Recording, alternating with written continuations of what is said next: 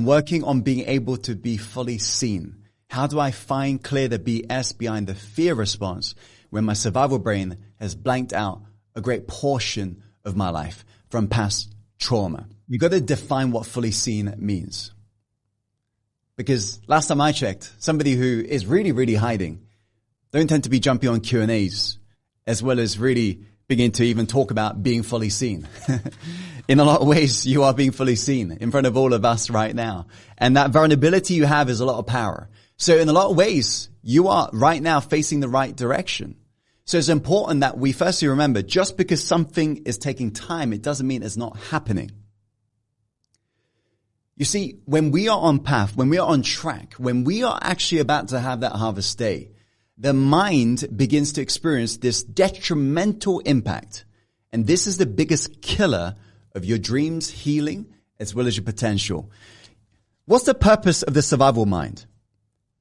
As in our brain. Is it designed for success? Or is it designed for familiarity? Which one? Is designed for familiarity, aka is designed for comfort. Making sense? Yes or no, by the way? So that means the literal biological programming of the survival brain that we all have got is what? This biology, psychology is all designed for inaction over action. Hence why procrastination is ever so common in everybody's lives. Is that making sense? And so you'll notice the mind naturally comes up with justifications, yes, as well as reasoning to do with, let me do it tomorrow.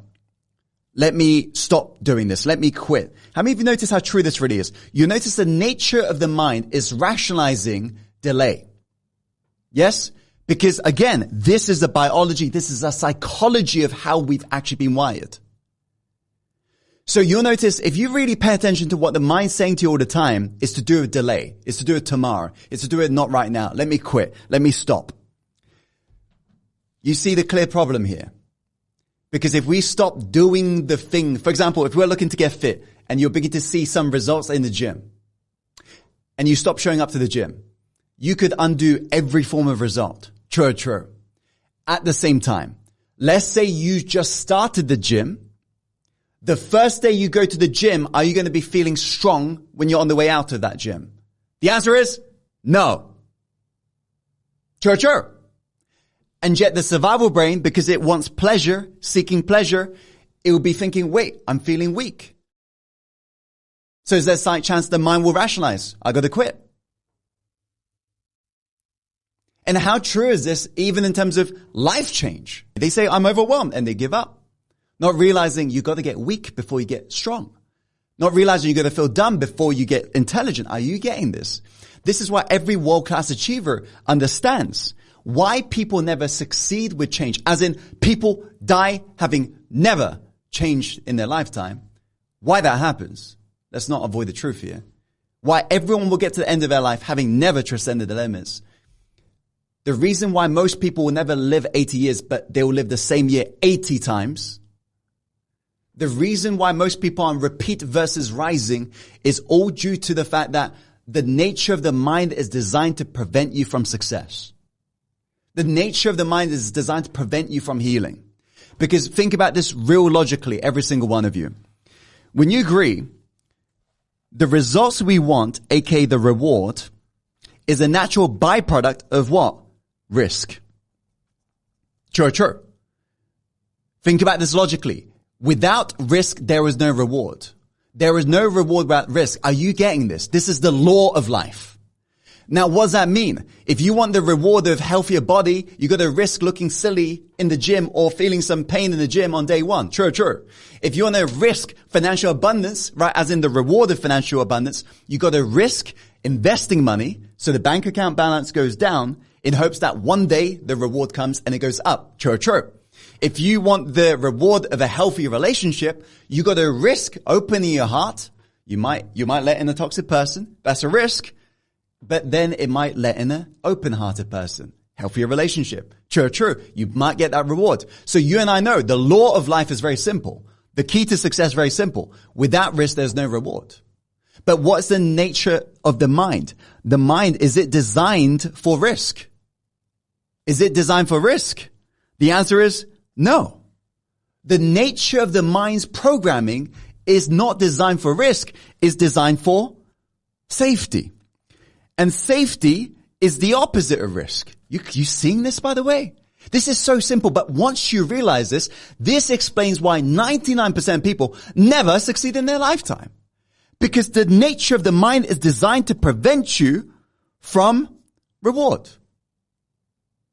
How many of you seen this? So that means if you listen to the mind, it prevents you from risk. That means it prevents you from rewards. That means success in a lot of ways is counterintuitive for the mind. Because why does it make sense for you to continue if nothing is representing results right now? For the mind, it doesn't make sense. True. Why does it make sense for you to open your heart if you've been hurt all throughout your life?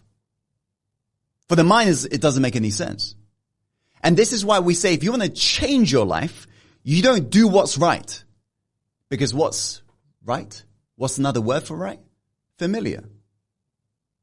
So the mind says this feels right. What the mind's saying is this feels familiar to me. So if you want to change your life, you don't do what's right. What do? You do what makes you great. You do what can heal you. Yes? And what does it mean to heal? Well, you and I know healing is experiencing the opposite of your pain.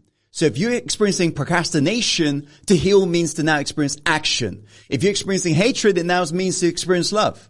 If you're experiencing, resent, it now means to experience freedom. Is that making sense?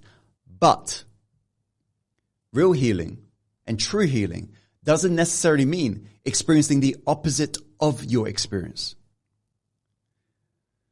Sometimes the most healing proof is you're in the exact same situation, the exact same moment right now, the exact same trigger, but with a drastically new decision. That's proof you're evolving. That's proof you're changing. Are you getting this? How many of you are getting this, by the way? So what's the point I'm trying to get across? In a lot of ways, if we listen to the mind, it will prevent us from risk, meaning it will prevent us from reward.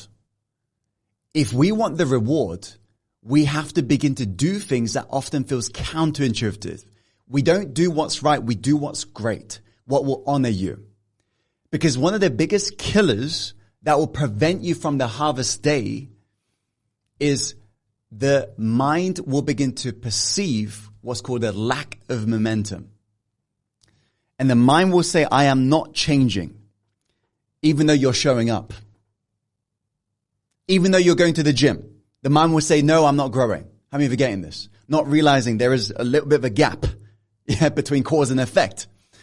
But it is that perception that I'm not growing or changing that will make you quit on the very thing that could have equaled your biggest payout, the quantum leap, the harvest day. Who's getting this? Who's getting this? So, what does that really mean? What that means is we got to begin to get clear of what the mind's actually saying to you. When the mind says tomorrow, what does that actually mean? Right now! Yeah. When the mind's like, let me do it tomorrow, what must you be saying? Right now, do it now, do it now, do it now. That's what the mind's actually saying to you. Yeah? In fact, that's what you should be declaring to yourself. You may have heard of we share the story of that very famous entrepreneur, right, who gave a lot of his fortune away to charity and so forth. Great guy. And he had that habit, right, in this big CEO office, right at the bottom of the elevator. He'll get in, is on his own, and he'll hit the top floor. That's where his big fancy office is. And imagine like 50 floors up, like on the way up, he'll be affirming to himself, do it now, do it now, do it now, do it now, do it when? Now, do it. Now, do it now. He wouldn't say this passively. He'll declare this actively over 50 times. Why? Because he knew what you consistently say, your mind will obey. He knew the purpose behind positive self-talk is not deception, it's direction. And so therefore, when your mind says tomorrow, we direct the mind. We say right now. Are you getting this? When the mind's like, no, what are you going to begin to say to yourself? Let's go. Right? When the mind says no, it means let's go. And that's important. Ask me why. By the way, is this making sense to you? Yeah? Is this making sense to you? Why does it mean let's go? Because your path towards your highest yes is paved with no's. And what does that mean? Is your highest visions and goals. You will notice the mind's like, no, not right now. I can't afford this. I can't do this. I can't do this. I can't do this. I can't do this. So the path towards the highest yes is paved with no's. So why we say let's go is because that is the direction that honors you the most.